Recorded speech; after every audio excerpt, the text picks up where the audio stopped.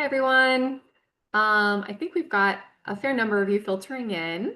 So what are we? We're one after. We'll give just another minute here, and then we're going to go ahead and start.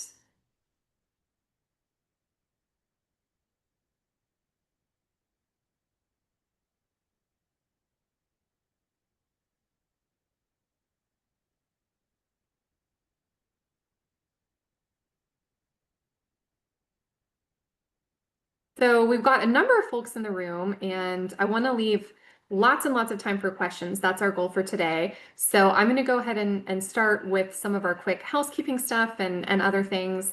I'm Sarah Uranowski. I head up all things product marketing here at Energy Cap, and you'll hear a little bit more about me and Tom as well here in just a second.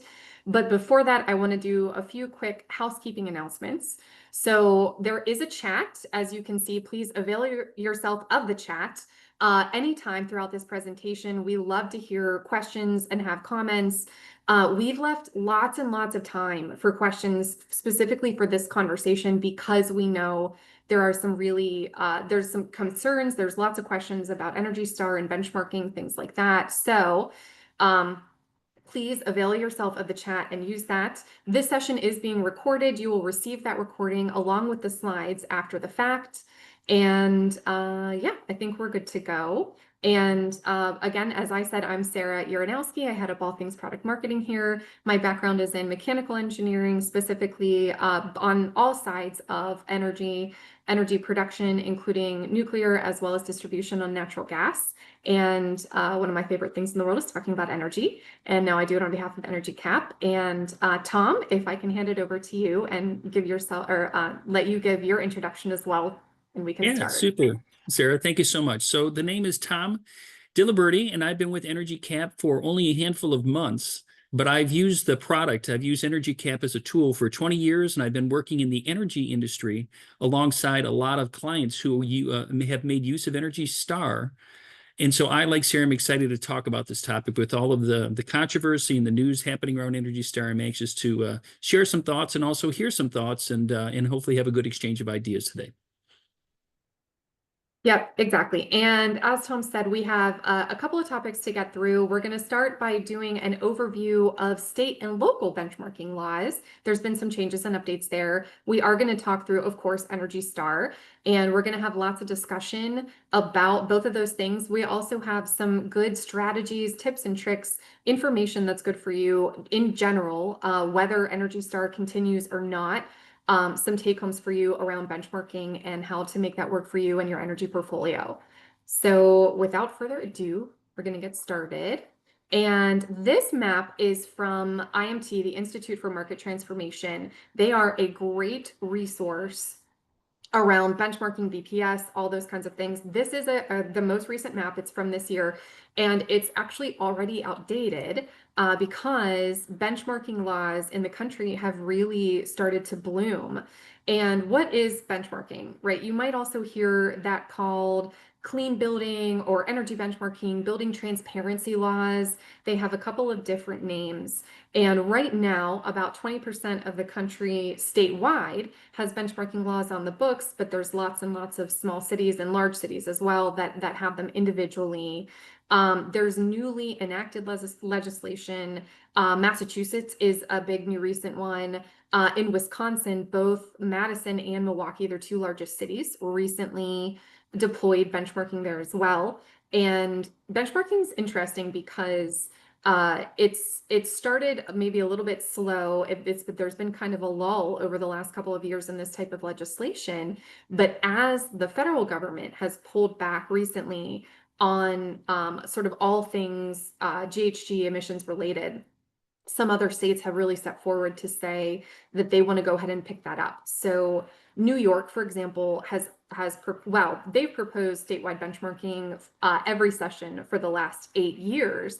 But this year specifically, they've said that they feel they have the bipartisan and the complete support to actually pass it. Rhode Island, Minnesota, Illinois, Connecticut are all other places that have proposed benchmarking in 2025. So you're going to see this map grow and change pretty consistently. And what is benchmarking, right? I know we've probably got folks who are very familiar and some who are less familiar on this call. So benchmarking requires large building owners to report their gas, their electric, sometimes their water usage as well to a common system, which is most often, pretty much exclusively, Energy Star Portfolio Manager. And this is done at least on an annual basis so that energy performance can be tracked over time as well as tracked against similar buildings. And there are limits and differences in that reporting depending on which state you live in. But generally, it's based on square footage on size of building and building type. So, for example, a lot of states start with only very large buildings, 100,000 square feet or larger, or maybe they only start with government buildings. And then as the years go by, you might see those rules tighten to as small as 10,000 square feet or all buildings, maybe excluding, for example, manufacturing, things like that. And why do we benchmark? And this is a pretty common statistic, Tom, I bet you have better ones, but the built environment accounts for about 40% of CO2 emissions, and it's responsible for lots and lots of excess costs, right? So you start benchmarking, number one, to reduce those emissions, whether it's around formalized net zero goals or frankly, whether it's around cost assessments and recognizing that cities simply don't have the money and they want to give building owners the tools to start reducing those costs. Additionally, legislatures usually or often use the baseline of you start to track and you understand what's being used and when. From there, they can enact incentives for businesses to actually start to actively reduce those emissions and then ultimately their costs. And of course, often what benchmarking, again, which is strictly that reporting piece, leads to are building performance standards, which is the next piece where there's actually an expectation, whether it's to meet a specific EUI number, so energy use intensity number, or the amount of energy you're using per square foot, or an emissions cap. So you have basically a total amount of emissions that you have for the year. And if you exceed it, obviously there are penalties. And those penalties can be a little bit steep. It could be on the order of thousands of dollars per day, depending on which state you live in and how hard you're trying to comply. Sarah, if I may, I was just going to add a little bit to your comment that Yeah. what I think is interesting about benchmarking these standards is I think many times there's a political motivation to establish the standards. So it's right and left, and people who have an interest, a varying interest in the environment. But I think what's interesting about it is the way it plays out in the real world, and the people using these standards and these benchmarks is I think they are usually driven by energy savings. They're looking to save the money. So it's the politics that feeds, I think, into the energy savings, and it all comes out in the wash where it's positive, but it's just interesting the genesis of it versus I think the implementation of it in the real world. Yeah, and Tom, you always say, and I don't know if I'm paraphrasing you correctly, but basically you can't change what you don't know. You can't change what you're not tracking.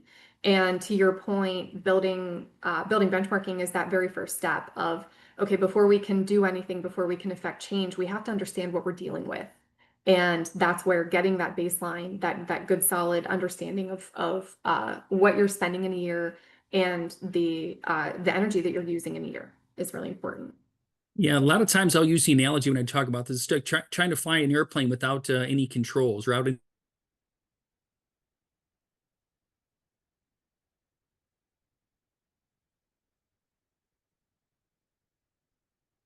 is a different world, but I think the analogy holds that you certainly need to have the information in order to know how to manage your buildings and make those smart efficiency decisions. Absolutely. Joan actually made a really great point. Joan, you said it may not be cost savings, but cost avoidance. And yep, absolutely right, Daniela. In that if you're paying the same amount for your utilities next year as you were this year, it feels like you're not saving any money, right? That well, I'm paying the same. But in fact, when rates have gone up or there's been other things that have affected your bills, the fact that you're paying the same, that there's been no increase in that dollar amount or those costs avoided is actually a huge win. And it's something that's really important to measure. Tom, when is your M&V I think webinar? yeah, I think it's the 29th. Danielle, you might Yeah. jump in here too, but I think it's the 29th of this month. Yep, definitely. You don't want to miss it. So stay tuned for that. Yep, Yeah, for sure. Sarah, maybe to put an exclamation point in your comment too, is that I in working with clients through the years, maybe work with them for 3, 4, 5 years, and they were paying less or marginally close to the same amount for the utilities 5 years after I started working with them. And I think that's a huge win. Again, some people, when they keep score, they might say, well, you're paying the same as what you were 5 years ago. Well, with everything that changes in the world and all the rate increases, I think it's an understanding of offsetting those costs and making changes in order to create that cost avoidance, which I would argue is very legitimate savings. You just need to have a clear understanding of how it calculates out. Absolutely. And Daniela, I might have seen a raised hand. Can you check if there was a raised hand, and if so, who that is, and we can turn on their chat. Yes, it Um, seems like it may have been an accidental. Got If you do want to speak, this is absolutely a session where you guys are able to unmute yourselves. I do have to give you permission. So if you have questions or anything, feel free to raise your digital hand. You should see that at the bottom, and I will be able to grant you access to speak on the webinar. So I think it was an accident, but happy to listen to anyone who has any commentary or questions. And this is a point that we can kind of slide by pretty quickly, but basically just good information that there are responsibilities for building owners, certainly regarding benchmarking, but there are also responsibilities for utilities. So your utility is generally required to be your partner and your assistant in complying with benchmarking laws, in that they usually are the ones that are going to need to aggregate and submit that data on your behalf. And again, depending on the state, there are different ways that they might be required to do that. It could be as simple as giving you a spreadsheet in Excel that's ready for upload to to ESPM. It could be that they are required to set up an entire digital portal and automatically send that information for you. But just know that utilities also have requirements there. Energy Cap actually works with and have customers that are utilities. We offer some bespoke and custom functionality for that. But just as building owners, please know that your utilities are also required to be your partner and are a great source of information and help with these kinds of compliance laws. And I know a lot of what we want to talk about today is Energy Star. And of course, how those things intersect, right, is for all of these benchmarking laws, ESPM or Energy Star Portfolio Manager is very much the system of record that you are required to utilize and to submit to. It's used across the country. It's used certainly specifically to comply with benchmarking laws, but there are many, many buildings that submit their information simply to get that benchmarking and that good data. There's a variety of reasons that folks might want to be Energy Star certified or get their building certified, as well as, of course, all of the appliances in all of our homes, right? We as individuals as well rely on Energy Star to help us make decisions as consumers about the kind of products that we want to purchase and how efficient they are. And we'll do a super brief overview for anyone who is unfamiliar with what's been going on with Energy Star. In the May timeframe, April-May timeframe, there were a couple of developments that made folks question whether Energy Star might be sticking around. And namely, during a presentation that was done by the EPA, in that presentation, in a slide, it was discussed that Energy Star, specifically the Energy Star program, along with lots of other parts of the EPA, would be eliminated from the federal government as a program. Additionally, as a follow-up, the current federal administration proposed a 2026 budget that does not include any funding for Energy Star, including Energy Star Portfolio Manager. And of course, there was a lot of flurry and concern about that. And it's good to note that the pushback and the opposition to eliminating the program is very much bipartisan across the aisle, both parties, and from private industry to industry groups to nonprofits to other folks in the government. have really come together to say that Energy Star and especially ESPM are invaluable tools. In response to that, Lee Zeldin, who is the current EPA administrator, has come out and said that he does not necessarily want to see Energy Star eliminated, as in, removed from the face of the earth, but that they would like to see it privatized, and that there are many organizations who have come forward to say that they would really like to take it over in a private capacity. Now, again, there are concerns about that. Number one, as it sits right now, it's very agnostic, right? It's nonprofit. It's completely free. It's very reliable, and there's a lot of concern that if it did go private, that any number or all of those things might change. The other concern is that it was actually written into law in 2005 that Energy Star is overseen by Congress and very much a part of the federal government. So it's not probably as simple as simply chopping it away and handing it off to a private entity. If that happens, or they want to make that happen, we would expect to see legal challenges that come with that. And of course, with all of this concern, and also for what it's worth, I checked literally this morning, the 2026 budget is proposed. It's technically overdue, or at least the initial cut of it is overdue for approval by Congress. That's not unusual. It happens almost every time. And we don't know the final budget yet. It's very possible that Congress will decline not to fund it. In other words, that they will say, no, we are going to keep funding in for Energy Star. That is what happened last time in the last administration. They also proposed cutting funding completely for Energy Star. Congress declined to do that and funded the program. What's a little bit different this time is we're also running into federal layoffs, right? The Supreme Court has made way for federal layoffs to commence, and places like Department of Education, that's happening pretty rapidly right now. There has not been, at least in the news, as of this morning, formal communication that any Department of Energy employees have been massively affected or will massively be affected. But again, something that is very much top of mind, right, as we look at the future of Energy Star. So from where we're standing, it's still very much a little bit of an unknown. But with that, there's contingency planning.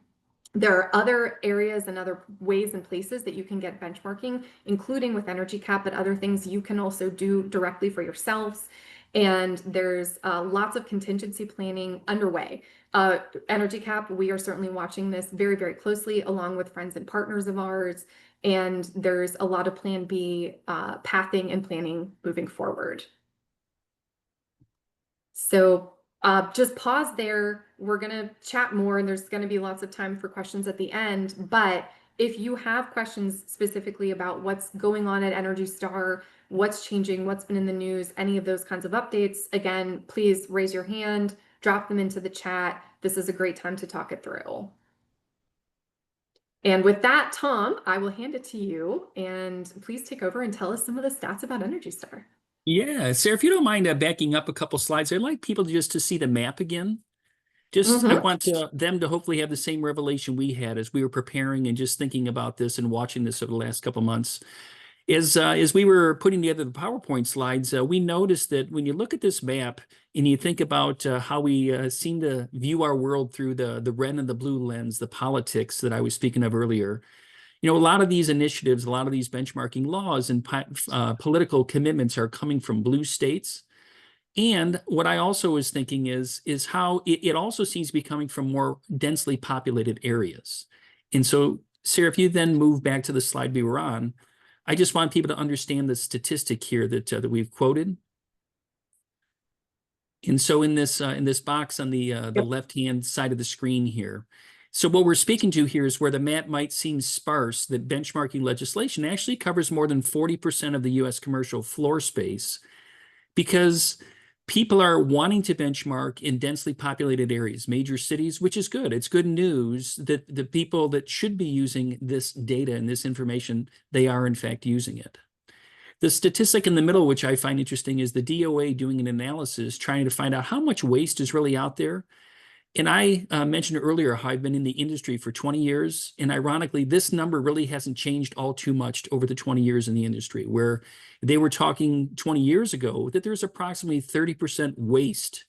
So energy that's being utilized for really no value for the industry, for the purpose. It's lighting, it's HVAC systems, it's refrigeration, where with better planning, better organization, more efficiency, this number could be driven down. But it amounts to more than $142 billion a year, which is just staggering, particularly when you think again in our political environment of trying to go through these process changes and carve out savings. This sure seems like it's a great opportunity for us collectively to work for some savings. And the last statistic on this screen just talks about how people that use Energy Star Portfolio Manager really do see an impact. And it's not just a one-time impact, it's a consistent impact over time, because I think it's more a mindset that people that are looking at the data and they're benchmarking it, they're doing analysis, it has consistent value over time in order to produce. And the statistic here is it saves about 2.5% a year, or 2 Energy Star points, but it's year after year. And I think that's profound too. And it's a mindset that I just think is so critical. We just got a good question actually on this topic. How much of that energy waste do you think, and you're a great resource for this, is behaviorally related? Like how much could be affected by the choices that you make and how you're managing your buildings versus technology limited? Meaning, I know that our furnace or HVAC is ancient and needs to be upgraded and we don't have the budget for it. What do you think that split is of how much you can save behaviorally versus technology limited? Yeah, it's a great question. And I think it's fundamental to the whole conversation about the importance of human beings involved with decision making. And as we become, as a society, more technologically literate and capable, we start to rely more on technology. What I've learned in my years in the industry is you can't really always rely on technology, that it still comes back to the behaviors, the human beings deciding how to program systems, following up on systems, and not assuming that they're just running correctly because they're fancy and sophisticated. So I don't have data other than my sense of working with a lot of people and being in literally hundreds, even thousands of buildings across the country and making observations for how things are managed. But I think of this 30% of savings is out there, I think it's more than half of it is behavior based, and less than half of it would be driven by the systems, or saying that it's just less efficient lighting, where you're losing because the systems are just inefficient. It's more based on how they're set, and people managing the systems, I think, is where most of that waste is found. But great question. And I think it's something you really need to dig into, particularly if you're in a role as an energy manager, you're trying to help your organization get more efficient. I really want to encourage you to look at the culture first and look at the people. Start there, because that's usually where you find the biggest wins. And Sarah, we did have another question come in through the Q&A tool. Yeah.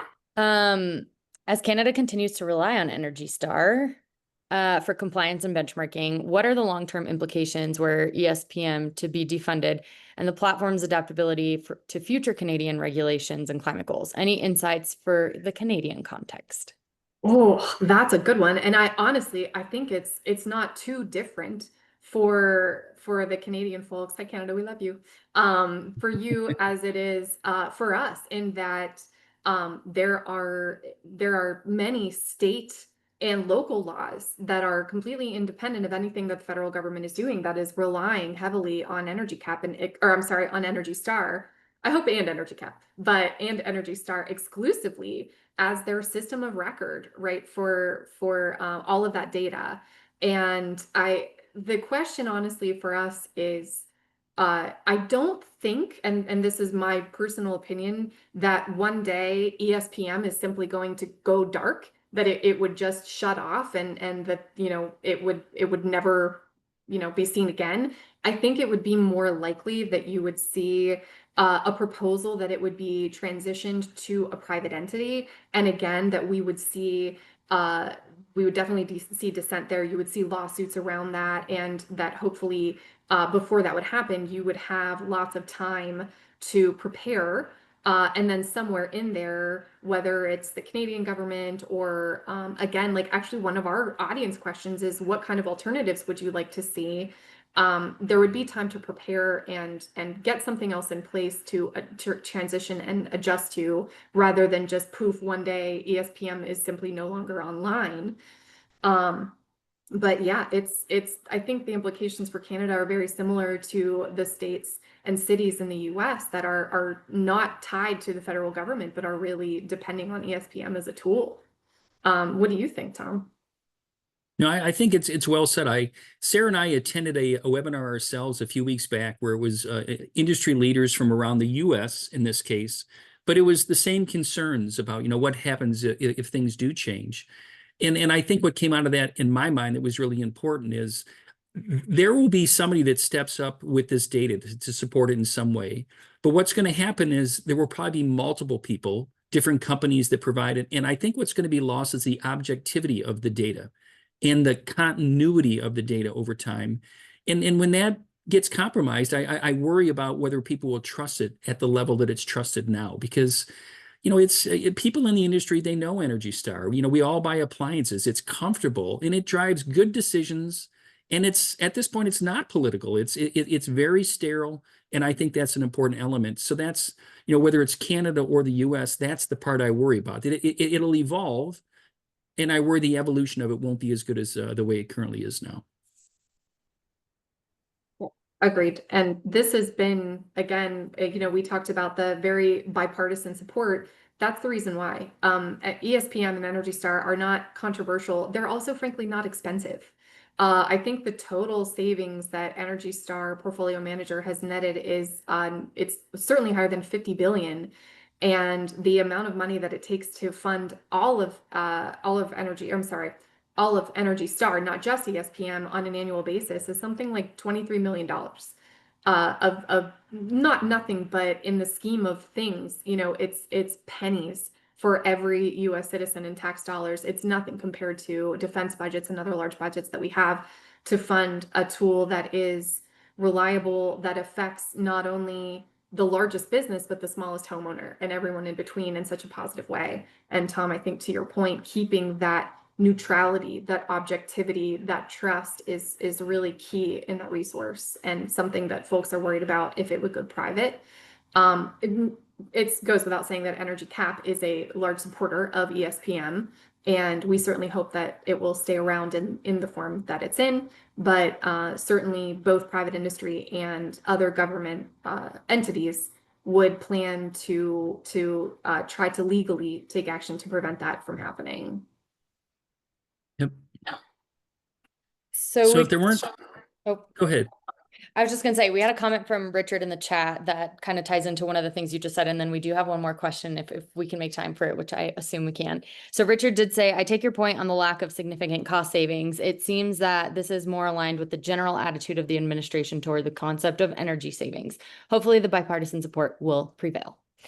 Which is great and kind of ties into this other question that we got from David. Does anyone have knowledge about the US DOE potentially taking over ESPM and other aspects of Energy Star?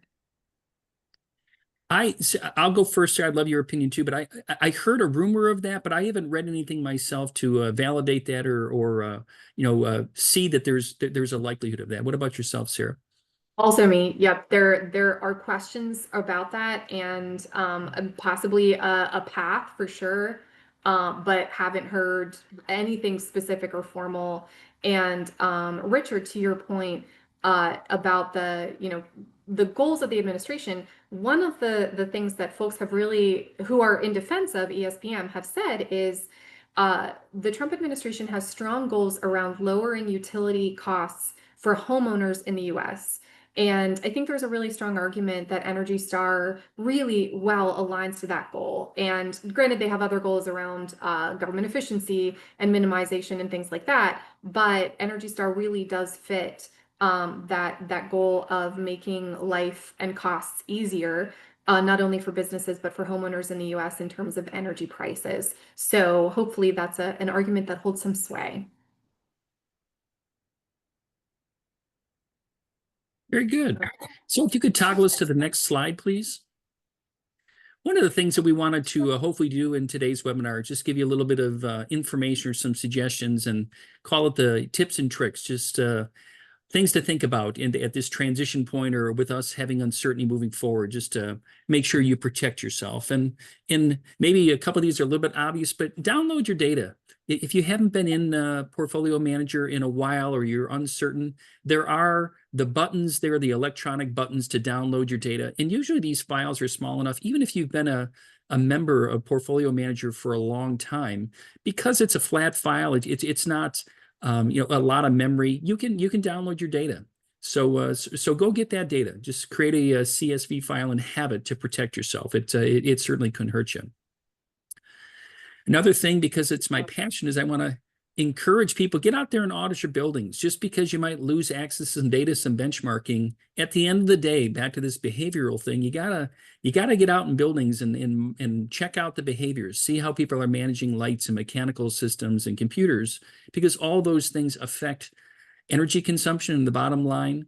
So don't lose sight of the fact that good work in the field can drive a lot of savings and really help you achieve your goals. Make sure you're tracking changes. Again, if you lose some of the sophistication of Portfolio Manager, at least take the data, track the changes. There will be solutions if it does evolve and change. But for now, just don't lose sight of spending some time in tracking the changes, so that you can recoup that data or turn it into meaningful work in the future. Sarah mentioned it earlier in the webinar about the relationship with utilities. Many people that I've worked with seem to de-emphasize their utility providers, thinking that they just can't really offer to help much or do much to contribute to the bottom line. And I would counter that. I've had a great experience working with utility companies all over the country. The rebate programs and incentive programs that they offer, usually they're very engaging if you approach them first. I would be critical that they don't approach you first. But the reality is, once you establish a strong relationship, usually they're very helpful and very engaged. It can help your organization to achieve its goals. Another thing, if you haven't done this, is make sure you take your data and normalize it for the weather. You really have to understand those years when you use more energy or less energy. Is it really something changing in the field, mechanical systems, or the way things are controlled changing? Or is the weather altering your energy consumption? Having a clear understanding of that is very helpful for understanding your data. And another hot tip over there to the right-hand side of the slide is we at Energy Cap have a free tool, a benchmarking tool that allows you to put in your energy use into this calculator, and it essentially lets you know where you're at relative to your peers. So if you're in the 50th percentile or the 75th percentile, similar to what Energy Star does, we just wanted to give our people and the people that we support the ability to know where they're at, because we know how critical it is in how things function day to day in capturing those savings opportunities. Yeah. And Tom, one thing on that as well. So Energy Cap's free benchmarking tool, which again doesn't require you to sign up for anything with Energy Cap, it's based on the CBEX data, and the CBEX data also underlies Energy Star Portfolio Manager. Now, there's other very sophisticated analysis and a regression analysis and other things that goes into Energy Star Portfolio Manager, along with scoring and things like that. But our tool is based on the same data. You can also download your own copy of the CBEX data. You can go ahead and CBEX, there's a great deal. There's data specifically for your type of building. There's a lot of deep diving that you can do into the CBEX data as well. And if you're concerned about data maybe not being available to the public or the future of Energy Star, things like that, in addition to downloading your own ESPM data, I would encourage you to go ahead and download any or all of the CBEX data that's relevant to you, so that you have it and can reference it in the future. Awesome. Yeah, Sarah, can you take us to the next slide? And I think this is our last slide too. So just wanted to finish up with a couple other thoughts and then hopefully engage people in more questions. So if you, if you're been part of this game and you're wanting to go further, you're looking for a tool to take you further, again, Energy Cap can help you to do that. But it is built on the same data. It's built on using the same EUI data or energy use intensity data to find those inefficiencies. So make sure you're, you're looking at the data, because it steers you towards where the opportunities are. If you were unaware, Energy Cap syncs with ESPM data, and the Energy Portfolio Manager system, so the data is shared, and it's a great way of being able to push the data in and see the scores in your building. So once again, you can know where to focus your efforts. Make sure you go beyond the basics of benchmarking. Make sure you're looking at comparing buildings between one another. Look at your mechanical systems. Dig deeper into how the buildings operate, because many of the solutions stay hidden until you look at the right data or do the right comparisons. So pull that data into one spot and make sure you're using it.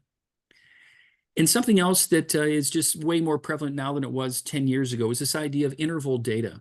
Many utility companies have interval data tools. So if you have an electrical provider locally, they might offer a tool for their website online for you to see your interval data. Sometimes this interval data is 24 hours delayed. Sometimes it's a little bit clunky, but there are more tools, and Energy Cap is a wonderful tool that can be used for digging into your interval data and finding those anomalies and those spikes, those things that are problems and costing you money. And many times they're hard to spot unless you have the right tool in order to identify them. And another hot tip over there on the right-hand side, just wanted to mention that we have a Eco Champions community, and we want to welcome in everybody to this community to talk about issues like what we're talking about today, whether it's Energy Star or Daniela mentioned earlier, this idea of cost avoidance. We want to invite people in because we're passionate about the industry, and we want to find as many ways possible to support people in their efforts to reduce their energy profiles. Sarah, do you have any other closing thoughts before we go to questions? No, just that Eco Champions is for everyone. It's not just for Energy Cap customers and Energy Cappers. And we have lots of really good resources. Tom does a fantastic Energy Management 101 and 201 series. We have monthly trainings. There are boards to ask your own questions, to give advice to peers, and just to connect. And if I've taken anything away from this, Tom, as Tom said earlier, he and myself were on a call actually put on by IMT, the creators of that map that you saw on that first slide, earlier this month around the future of Energy Star and what is to be done and what people are thinking. And if I took anything away from that, it was the sense of community around Energy Star, around benchmarking, around just this really powerful trifecta of not only sort of the feel-good stuff, right, like your GHG goals, emissions goals, things like that, but tangible savings, using less, doing better, and then leaving your own impact and having a way to prove it and show it. And folks are really passionate about that. And the more that we talk about it and the more that we share and the more we connect with each other about this, I think the better off we are and the more confident we're going to feel no matter what comes with Energy Star. And the truth is we don't actually know right now.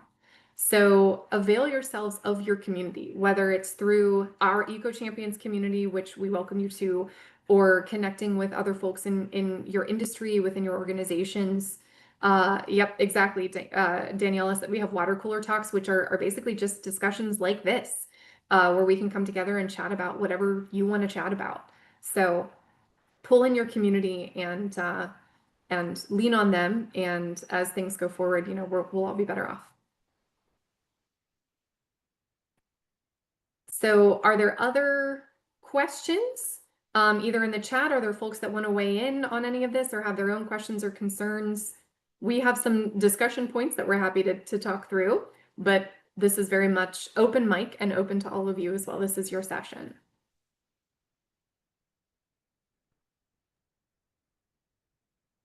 We've got a shy crowd, y'all. Daniela, do you want to do our first? Ooh, actually, we did have a question come in. How does your software compare to RETScreen? Oh, so Tom, do you know this? I know a little bit about RETScreen, but I do not. That's one I haven't run into, so I can't speak to that. yeah. So I was going to okay. say, do you mind maybe coming off mute and giving us a little bit of info on that? Yeah. Let me see if I can find him.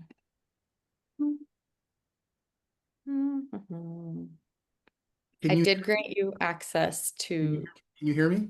Yes. Hi, we can hear you. Yeah. I my background is in engineering, and I recently was looking for opportunities to sort of shift and explore and extend my career in that direction. So I took a course, a certification course in the use of it. And it's basically a tool that you use when you want to consider retrofits that you think might improve your energy performance.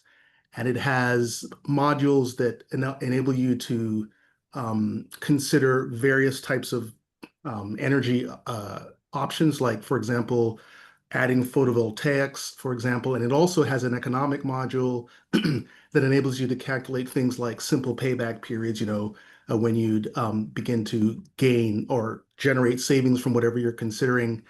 It also has an approach that enables you to sort of take a kind of a portfolio of approach. If you have a number of buildings and maybe across this whole set of buildings that you're managing, you want to hit net zero targets, for example. It also involves, a large database such that you can kind of benchmark or compare the buildings that you're involved in to some sort of prototypical buildings that, that are similar to the ones that you're involved in. It's quite well advanced. It's been in use for a number of decades. It's funded by the Canadian government, and my understanding is that it's in use worldwide. And so, as I mentioned, was certified in using it and think that it could be very useful, in sort of maybe sort of lead development type context, that sort of thing. And so I was just curious to know whether there was anything comparable on the energy cap side, since I think it could be quite useful for the sort of thing that I'm interested in. So this is an interesting topic and timely because on the product team have started looking into Red Screen also earlier this year. So Red Screen is a free tool, or at least if I'm understanding correctly, it has like a free version and then you can do a paid version. And to your point, Canada uses it pretty extensively. It was originally developed by the Canadian government. There are individual like cities and states in the States that also use it, and lots of other countries, like definitely India, parts of Africa, use it as well. And Yes. Tom, I think it gets into like the definitely GHG modeling and also like the feasibility of clean energy projects. So I think it's less on the like the M&V and tracking and data side of once you've implemented and are doing those projects, and more on the, developing what your strategy wants to be, which dovetails, really beautifully with energy cap on the sort of the M&V, the cost avoidance side of things. But it's a really neat tool. Richard, one thing honestly I don't know as much about is the performance tracking, like the sort of portfolio, does it include like benchmarking tools or tracking across buildings? I didn't think that it did, but then again, also, I will fully admit that I'm also a little bit of a newbie to it. Yes, yes, it does. Okay. And if you are interested in learning more, their YouTube tools are posted and they're quite easy to consume.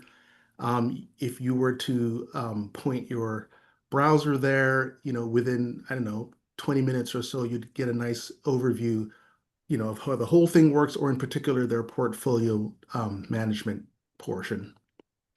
Yeah, that's a really interesting topic. My overall thought is it's kind of like Portfolio Manager in that it's a really good tool. It's a free tool. To your point, it's reliable, right? It's trusted, it's neutral. It's all the same reasons we like Energy Star Portfolio Manager. You use something like Energy Cap to go sort of even deeper. For example, we're going to audit your utility bills, right? And tell you if there's errors, which 1 in 5 utility bills generally does have an error. And we're going to bring in your finance teams. We've got other functionality that goes a little bit deeper. But in terms of like free tools to help you get started and to give you some good tracking and to help you make those decisions, I think similar to ESPM, it's a pretty neat thing. It's a pretty cool tool. Yeah, I would agree. Yeah, it's one of those things I'm going to check out because I'm surprised I just haven't run into it with these years in the industry. So now I'm intrigued, and I really want to find out. I do want others on the call to know, if they didn't know this information, that at the Energy Star website, there's also additional free tools for doing some of the things that Richard described. It's not fancy. Quite frankly, there are some macro-enabled spreadsheets that do calculations of ROI and allow you to investigate a project with information that's pretty much readily available, or information you know about a project if you're doing a lighting retrofit or some type of mechanical change. And so Energy Star has also tried to make these things available for those who are on tighter budgets or just want to do some of these simple calculations. So just know that that's out there. And again, if you have any questions or want to reach out to me directly, I can help you navigate to it. But that's if you search Energy Star and look at the tools, there's some good stuff there as well. I realized I forgot to move the slide forward. Sorry, guys. But yeah, that's a great call out. Yes, awesome. We have recently come across it, again, more on the Canadian side than the US side. But again, like if you're looking for a place to start with some of those basic things, it's a great free tool. And then when you're ready to dive deeper and you want to bring in audits of utility bills or your interval data, things like that, you come to someone like Energy Cap, and we're happy to take you from there. So really cool call out. I love this. Guys, we learned something today. This is fantastic. Richard, thank you. You're welcome. Yes, thank you. Other folks, other questions? And if not, Daniela, maybe we can deploy our poll and get something. Let me know if you want to switch to the next slide. Let me know which one you want to do first. And Yes, rolling. let's do. So a question that we had for all of you is, if Energy Star Portfolio Manager were to be discontinued, were to go away, what are your concerns there? And it could be all or none of these. But like kind of what are you most concerned about? What would you be most worried about? This is really important to me, and this is why I rely on ESPM.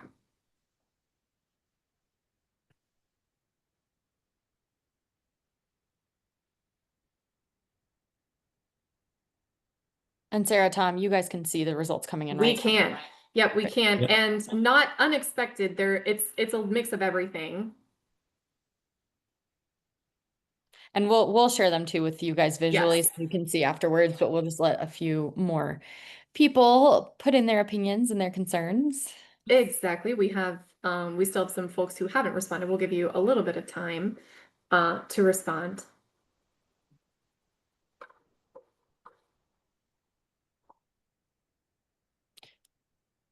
Tom, But okay, so go ahead. I was just gonna say, Tom, and this is probably something you'll talk about, but while we were waiting, in your life as an energy manager, which ones would you pick? All of them? No, because I did it for so long and I got so familiar with my buildings. I knew all the sounds and what should be running and what shouldn't be running. I really wanted to know how I was doing relative to my peers. I am competitive in nature, and I think many people that are in the industry, it's part of what drives improvement is wanting to beat the person next to you. So I think having that data for that comparison is really, really important. So for me, it was those, I think the fifth bullet there, just losing access to the peer comparison, that would be a whopper for me.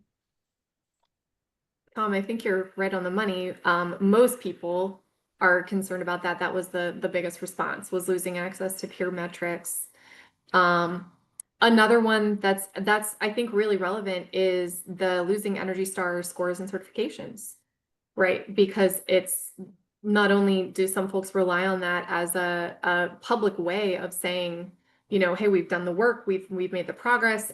City of Philadelphia, for example, publicly tracks their scoring of their buildings, and it's a way of sort of, in a very concise and easy metric, sharing your success and that success over time. So I can definitely understand why that's a concern as well. Not too many folks have no concerns. Pretty much everyone is worried about a few things.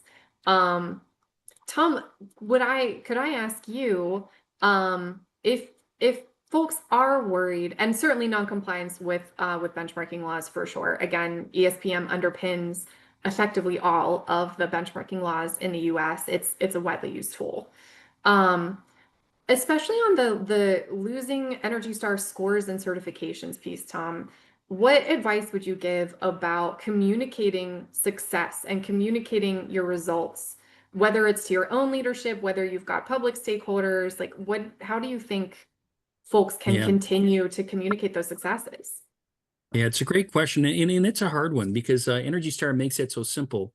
In my experience working with school districts around the country, many of the school districts would have 50, 60, 80% of their buildings earn Energy Star certifications. And they would use that as a great PR opportunity to celebrate the success and to communicate to their communities that they were being good stewards of the tax dollars. And that's a great message in a local area for people to think, is that the administrators of your school district are protecting the dollars and using them wisely. If we no longer have those scores, I think you have to make a run at trying to communicate that. It just gets a lot more complicated because with the Energy Star system and being so simple and easy to understand, it doesn't take a lot of mathematical knowledge or additional understanding to just say, boom, I get it. It's I see how we're doing relative to others. When you start to have lots of graphs and charts and data, you lose some people. And so I guess the short answer, Sarah, to the question is I think you got to try, but I just think it gets a lot harder. So I would also say it gets easier with Energy Cap, right? And if you have an energy management tool, we're very fortunate. Our customers are really lucky that it's very easy to instantly pull up reports. There are publicly shareable dashboards that cities and lots of organizations use, kind of whether or not Energy Star is in place to communicate their progress. It's all built in and pretty instant. But Tom, I think to your point about until you get something like that in place, just making sure that you're tracking what you can. And again, I think several audience members have also brought up the importance of cost avoidance and saying, well, look, it might not seem like a great accomplishment that our utility bills didn't go up, but it's actually pretty incredible. And here's why. So, I would say, think about your audience for sure. Like, who are your most important stakeholders and what level of detail do they want to see? Is it the deep dive into the details? Is it just a slide with success points? And make sure you're communicating to your stakeholders, but definitely tap in tools like Energy Cap to help you make sure that you're raising those successes easily, quickly with things like visuals and reporting, where it's pulling from data that you're already pulling into the system. Yep.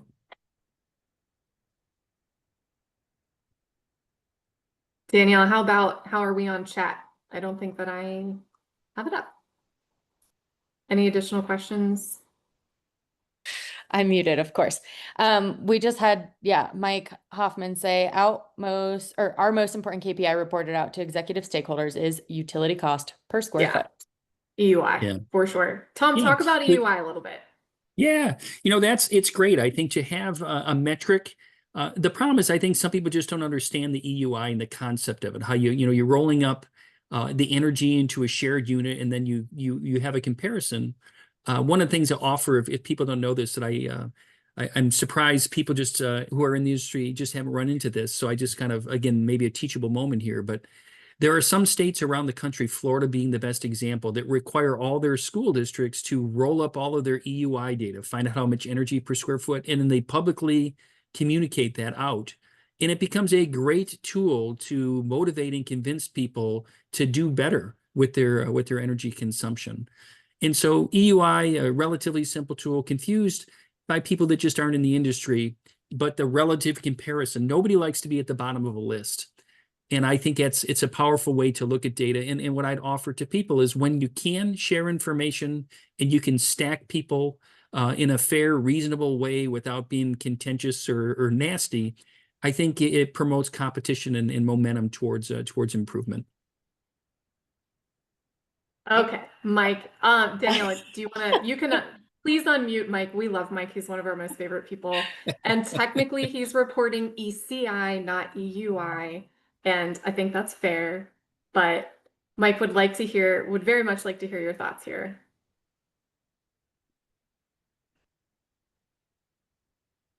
I think you're there, Mike. You're Did not we put him muted. Oh, wait, now oh, there we are. Hold on. Can you hear me now? Yep, we can hear Okay, you. there we go. Sorry about that. I was dealing with yet another dumpster fire, which was why I was late getting on. Oh my goodness. sorry, I tweaked a setting and he's going to have to be rejoining the webinar. Oh, no. You should have warned me. You were that if I didn't know it was going to do anything. I apologize, but you I know, I didn't like know. curveballs at you. So welcome back. Thank you, thank you, thank you. So yeah, so I'm gonna be the voice of dissension. Um, I mean, Energy Star Portfolio Manager has been around pretty much as long as I've been around for about 25 years in the industry. And it serves some purpose. And EUI is definitely a good basic metric, but in my tenure here at the university, I have really moved away from it. And the reason why is fairly simple. If you're a building manager or chief engineer of a skyscraper on 6th Avenue in Manhattan, and then the EUI is great because you're comparing yourself to other buildings that function exactly the way you do. It's the same level of occupancy density. There's not a lot of other variables other than how efficiently you're running your building. However, especially for campus facilities, whether it's higher education or R&D, big pharma, any of these big, large campus buildings or campus sites, it doesn't do any good for me to compare a laboratory building EUI to a commercial building EUI. And Yeah. while there's a value to being able to say, hey, you know, our building's in the 85th percentile, what a lot of people don't realize is, first of all, that Energy Star certification is only for a year. All it says is in this 1 year, you did pretty good. And it also does not account for all the variances in the stuff that campus energy management professionals have to deal with. For example, we have a building on campus that is almost always the energy hog of all my buildings. It also happens to be the most fume hood dense building on campus. And there is no way for me using any of these third-party tools to account for fume hoods, biosafety cabinets. This building is loaded with students 8 hours a day, where this building is faculty offices and who knows when they come in and don't come in. So frankly, and I don't mean to make a shameless plug, but since we've migrated to Energy Cap, one of the things that I'm starting to look at is how do I bring other variables in to comparing my buildings? So occupancy is a big one, load equipment is a big one. I saw Richard's question pop up. I don't think that they take into account.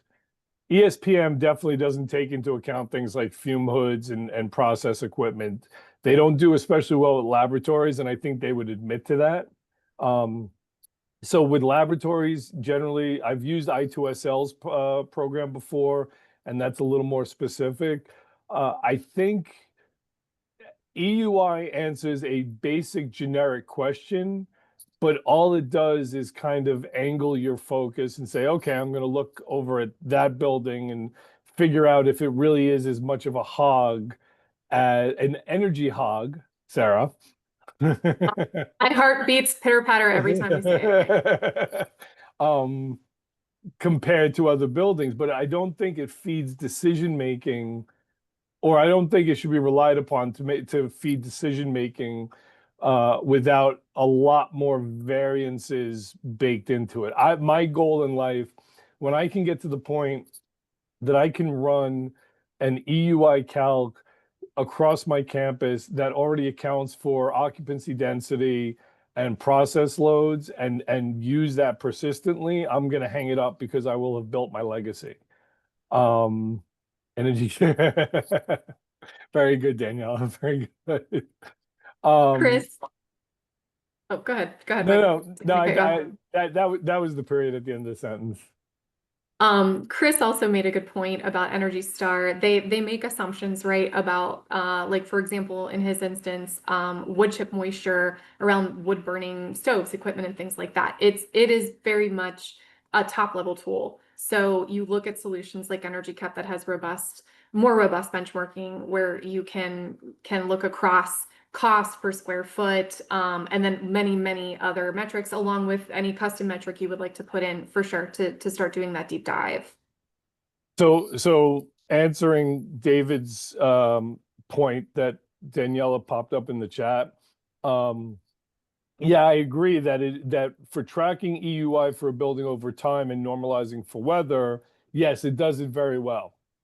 And if you're an energy manager or a facilities manager who doesn't have access to an energy cap or a software where you're managing, or a ret screen or something like that, if you're not engaged with that, then sure, take your bills, pop them up into ESPM, and over time you get a good weather normalized EUI, and it gives you site and source EUI, which is great. However, and I guess this is me just being antagonistic towards EPA unintentionally, it's too simple.